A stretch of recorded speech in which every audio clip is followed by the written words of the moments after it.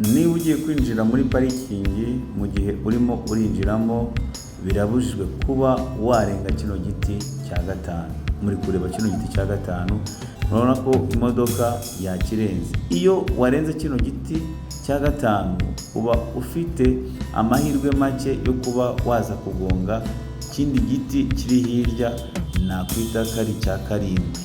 Icyo gihe rero kugira ngo utaza kugonga kiriya giti cya karindwi kubera ko uba utakireba, ugomba kutarenga kino giti cya gatanu. Mwese muri kukireba, iki giti cya gatanu ubundi niyo parikingi.